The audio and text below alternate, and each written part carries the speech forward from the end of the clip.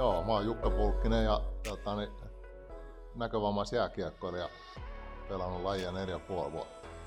Mä oon juniorina pelannut näkevänä 12-vuotiaaseen asti ja sitten se loppu tuli muita juttuja nuorella miehellä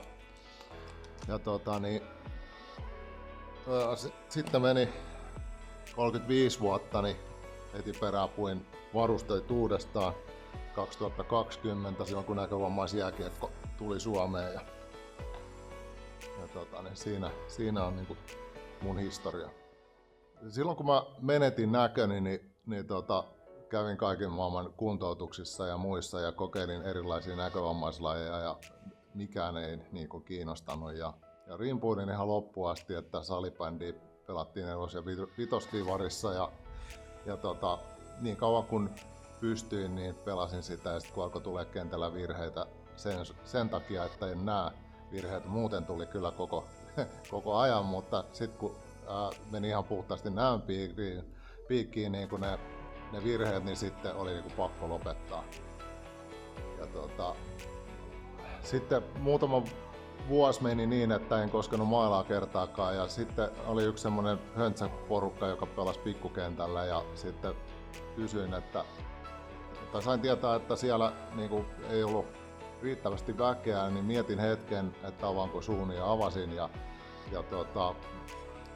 kysyin, että voiko niin kuin ulkopuolinen tulla sitten siihen porukkaan pelailemaan ja se oli siis Näkövammaisten keskusliiton tykyporukka ja pääsin sinne sitten täyttömieheksi ja pelailin sitten siinä pikkukentällä sitten 3-3 pelejä ja siellä oli sitten pari näkövammaista kaveria, jotka ties näkövammaisjääkiekon Suomeen tulosta ja ne houkutteli mut leirille mukaan. Eka sanoin tietenkin ei ja sitten ne seuraavalla viikolla edelleenkin niin kuin houkutteli ja sitten ajattelin, että kokeillaan, että annetaan mahdollisuus ja sitten lähdin leirille mukaan ja rakastuin lajiin ihan saman tien. Joo, tuossa jo 2-3 vuotta sitten halusin viedä lajia eteenpäin ja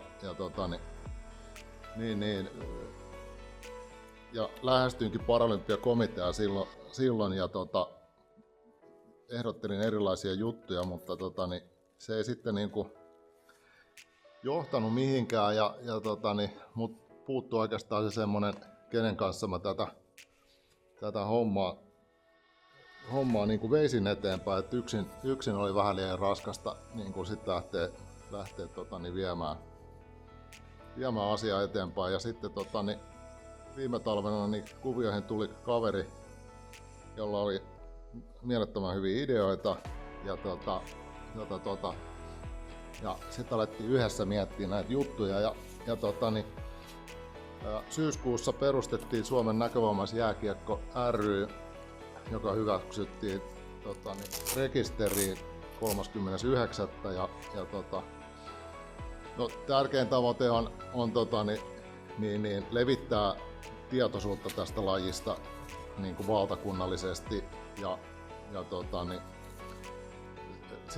sitä tietoisuutta voidaan levittää monella tavalla ja muun muassa näytösottelut on yksi meidän niin kuin tärkeimpiä asioita, jotta löydetään näkövammaisia lajista kiinnostuneita. Tarkoitus on myös järjestää lajikokeilua ympäri Suomen ja levittää ilosanomaa lajista.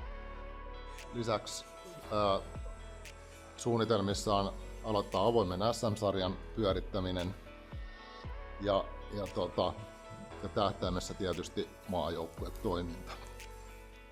No, maajoukkuepaikkahan olisi ihan unelma, että sehän on se kermakakun päällä ja